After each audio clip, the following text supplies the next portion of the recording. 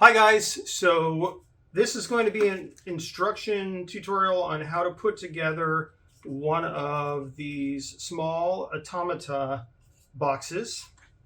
And so you're going to start off, you got all your pieces and parts in a bag, and we're going to take those out. Don't lose them. There's a lot of little bitty pieces in here.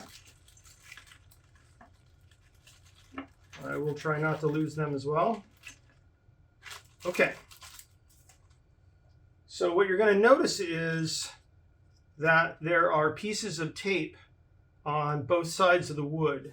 And the tape is there. You can see there's scorch marks on here from the laser.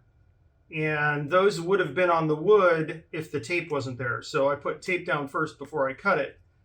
Sometimes there'll be some scorch marks that make it through, but for the most part, it should be pretty clean. So you just need to get an edge of that tape and peel it off. And you can see it's nice and clean. All the burn parts were on this paper. So we need to do that, take it off of all the parts.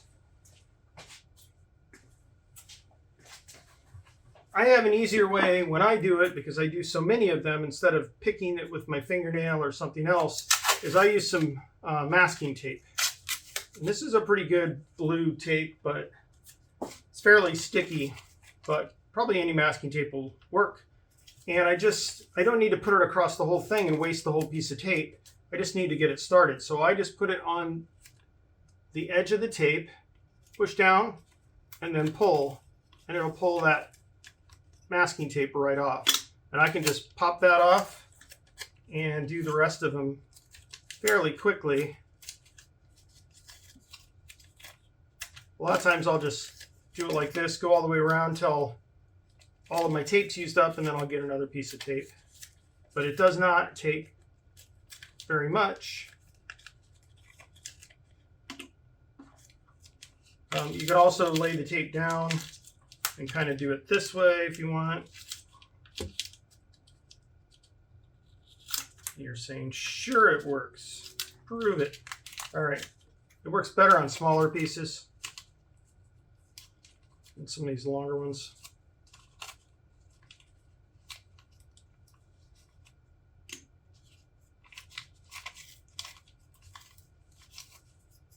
And it'll take you a minute.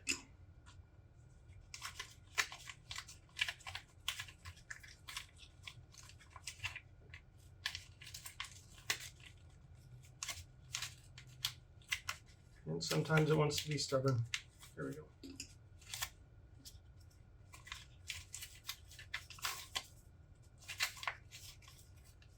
Sometimes wherever I put my thumb on or finger on, because there's oil just naturally in my skin, it makes it less sticky, and you got to find a different sticky spot.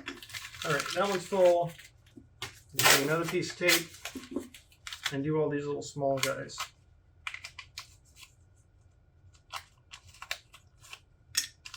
And then if I want to, I can try this again. This top one wants to come off anyway by itself.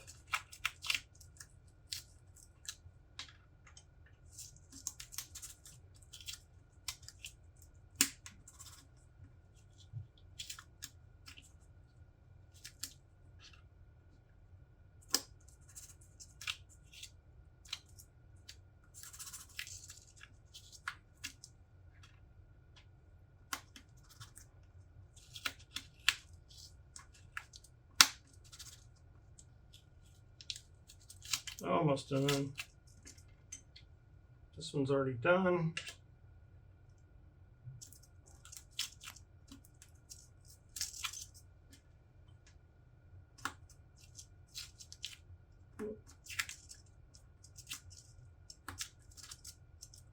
All right, practically there.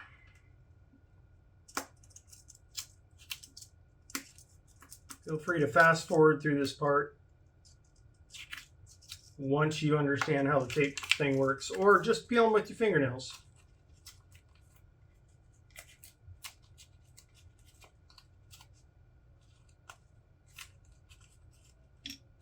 I'm just trying to save my fingernails because they do kind of wear down when you do hundreds of these little things.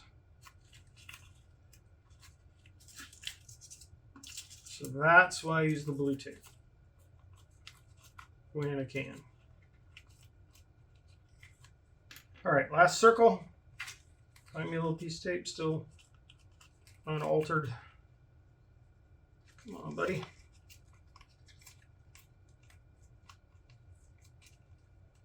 Sometimes your fingernail or your thumbnail still works better. All right, almost done. Nice. All right, that's those. Okay, and then we have these. So after you got all the tape off, what we're going to do is we need to just sand the ends of these just a little bit. A little piece of sandpaper, just a nice finishing thing, and then I kind of just go around a circle.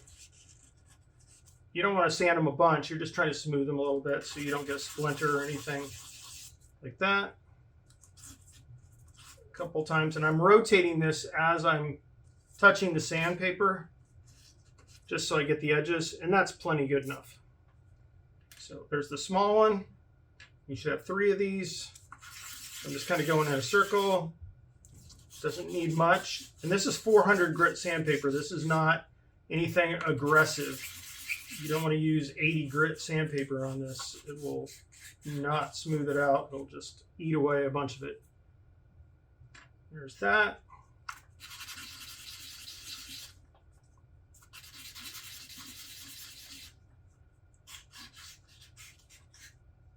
Like that.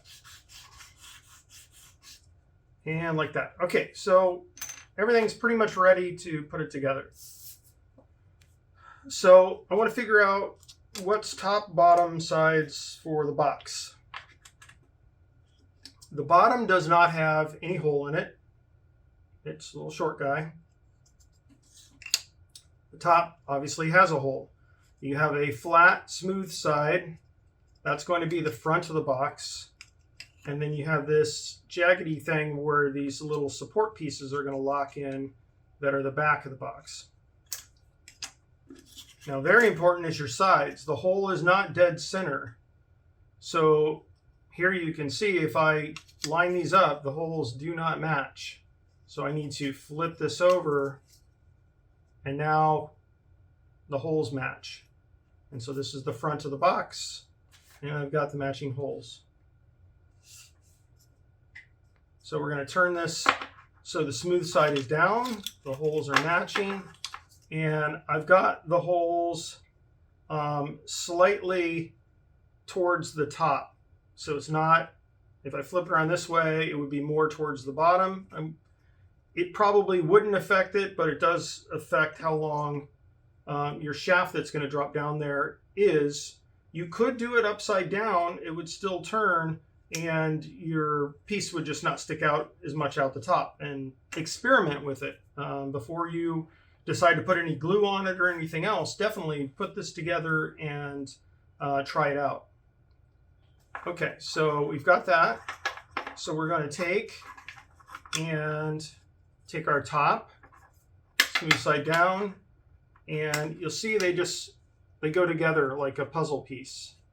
So we've got that. They're not super tight. So once you have this together and you got it the way you want it, you would want to put some glue in there to make it nice and permanent. There's that. And now I'm going to put the bottom on.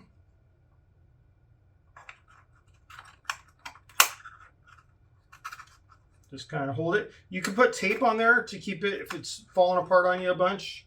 You can put a little piece of tape on around the edges. And I may do that just to hold it together. But now you've got these 2 back pieces. They're both the same. You want the little puzzle pieces facing up so they lock in.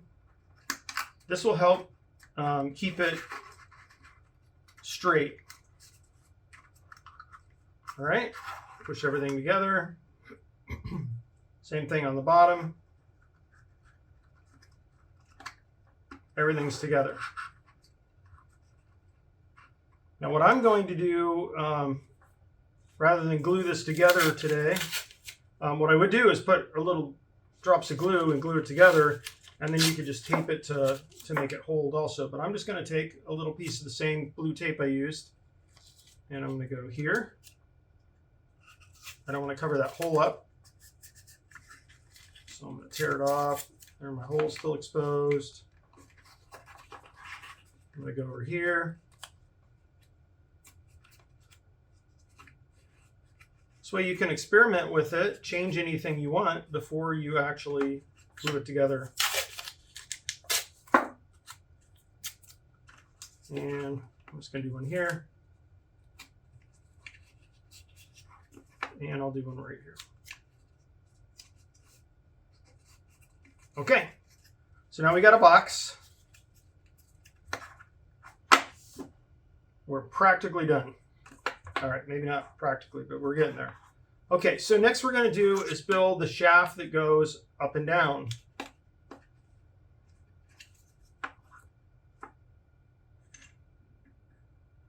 And the shaft is going to be your longer one. You're going to know it's not for the side because it sticks out way too far. So this is the long one. It's to go in the top hole. Now what I will probably do for all of these kits to save you some time is if you put this in here like this, it can wiggle around a lot more. And that can cause some jamming in there. And so what I've done is I've cut two circles, and I have glued those to the underside of the top hole. And by doing that, the shaft can't move nearly as much. And that keeps it fairly straight when it's going around the mechanism.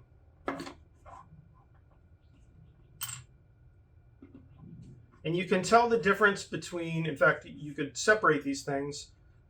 If it is, the dowel won't go into it very easily, you have to push really, really hard, then that is going to be a piece like this is going to be the bottom of this push rod.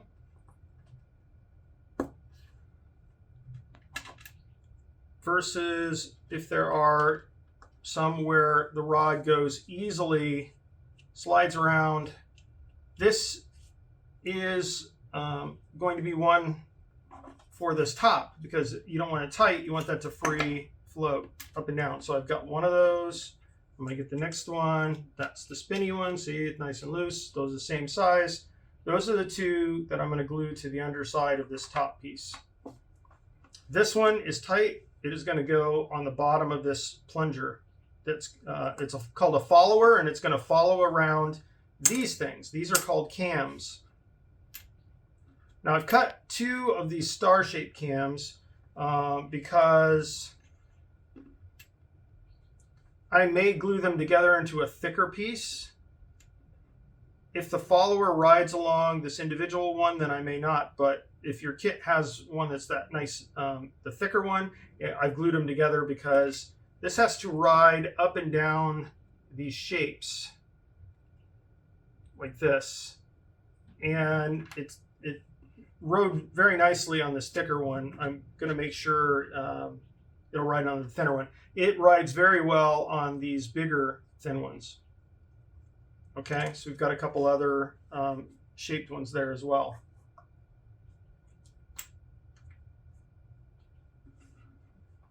So we have those. Those are cams that it's going to use. This is your handle. This is what this little short piece is going to go into. So if we want to, we can put this little short piece, and it doesn't matter if you put it on this side, the fatter side, or the narrower side. I kind of made it with my aesthetic to go in the narrower side. And so you're just going to push it in there. You want it flush or fairly flush. And there's a good likelihood, especially over time, that this will slide around, which means you're not going to be able to crank it if this dowel gets worn down. So I always glue this little peg into this, and we'll do that in a minute. I also always glue this on, but this is really tight on this brand new dowel, so I could get away with just pushing it on there, but I'm going to glue it on there anyway to cams, they don't get any glue. This is going to be glued to the top.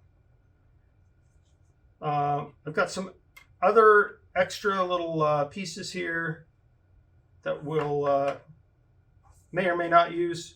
But when we come over here, this is what we're going to use for that handle. This is the little bit shorter bar.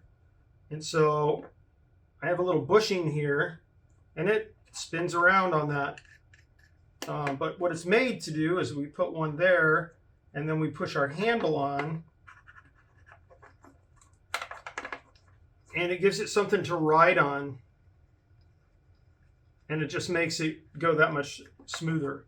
And then on the other end, we could put the other bushing on, and then we're going to put one of these smaller circles on, and they fit pretty tight on this new dowel, but basically like that. And I don't want to push it so hard that it won't spin. I don't want a ton of play in there, but I want it to spin super, super easy. And that's the mechanism how that's going to work. Now we're going to do that after we put the bar in, because you can see if I do it here, especially when I have these other two things glued there, I won't be able to get that bar in. So the bar comes first. So this is an optional. You could put it on as a follower, and you'd have a little circle or a cam. So you'd have this riding along this little circle, or you don't need to use that one or this one. Those are kind of extras that I cut just in case I needed them. Okay, so let's go ahead and finish putting this together. And I'm not going to glue it only because I don't want to glue together this kit. So I've put this on. This is this smaller circle. I think it's the same size as this one, so you got two of them like this. But I don't think you need double the plunger. If you needed more weight, but whatever you put on top is probably going to have enough weight to keep this thing down, so you probably don't need that one. So we're going to take this, put it up through the top. That's done.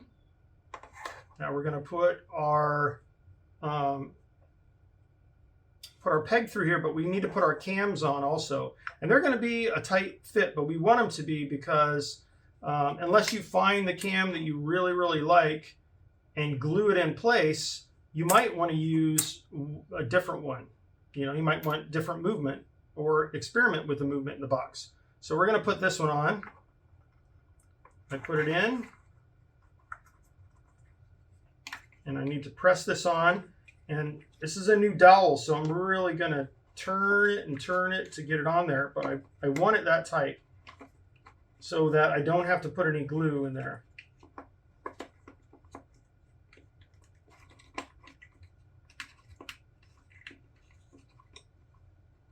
And I'm getting there. And what I could do if I want, I'm going to put on a second cam. 3, because it's such a small box, might be a little more difficult. But I'm going to put 2 on here. And what I'll do is I'll keep one pushed off to the side so it doesn't engage with this top plunger. And that way I can change the movement within the box, depending on what I want to stick on top of it. So I'm just kind of twisting the dowel and twisting this, trying to get it on. There we go. And now you can see that this is in here. They're both sort of in the way, so I want to push this one back out of the way so it uses this cam at first. So I'm going to pull that one back a little bit. This one I think needs to go this way a little bit. Okay, let's see where we're at.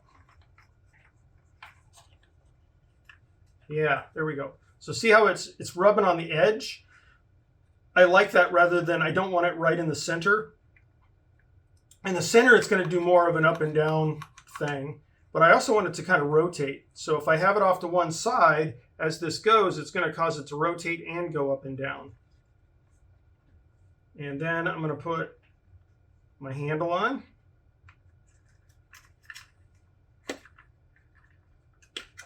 This cam's a little close to the wall. It might slow me down a little bit. There we go. Pushed it in. Okay. So now gravity, because I'm recording above, makes it harder to see this, but we'll see. And you can see my my handle is already slipping. It probably needs some glue. And the other thing is, when you're first doing this, we're rubbing wood on wood. And until this gets kind of burnished a little bit, you may have to rock it back and forth. But what I always do is I put wax on. I put wax in the hole. I put wax on these cams and rub it in there really good so they're smooth. Right now they're rough. And put a little wax on the underside of this follower. And then the more you use it and play with it, it will eventually just start working really smoothly. But sometimes it takes a little bit of work to get it to follow around and do what you want it to do. So let's try this other cam, which is more circular. So I'm just pushing this one out of the way. I'm pulling this one over. And that one goes a lot easier, and it's actually going up and down, and it's turning. If I moved it in the center, it'd probably turn less, if at all, but it would still go up and down. But as long as I'm in an outside edge, and obviously it depends on which way I'm spinning, but it also affects it which side of the cam, if you have it over here, if you have it over there. But this is working really smoothly on this one. And that's how you build a cam follower automaton. Now, the other thing, I remember why I included this extra one here. It was if you have a little alien guy like this, I use this as a base because you can put him on here and he'll do his thing, kind of go around, but you're kind of just bouncing inside of his little body. If you put a disc on there and then stretch him over it,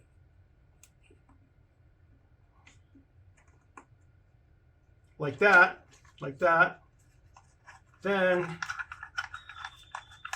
he will work a lot better and bounce around. If you're, push this in a little bit.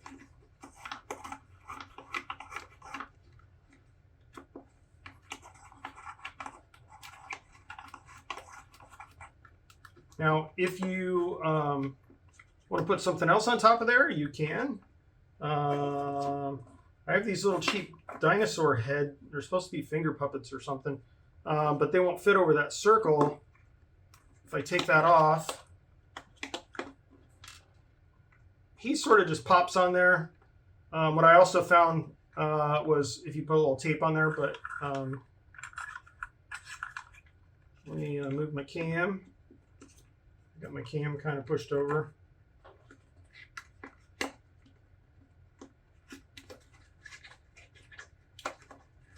Now I pushed it too far.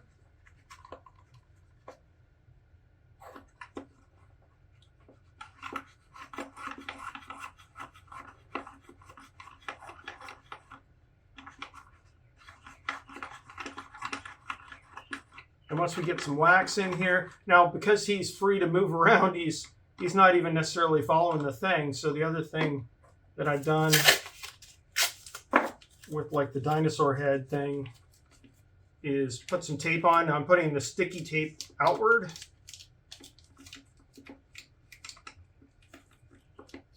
So that it's all sticky, but it slides on and off. And then sort of cram that in there. Let's see if that works any better. And because I don't have this handle glued, it's starting to slip on me a little bit. But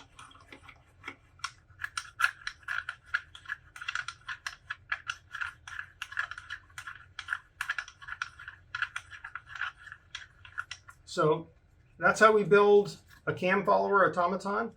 Then I would go back and glue the handle on. I glue this little piece on here. Glue on this side as well, although if you want to be able to take it off, don't glue on this side, just glue on the handle on. And then also glue the box together, because even when you're making changes, the box is still the box. And that's it. Enjoy.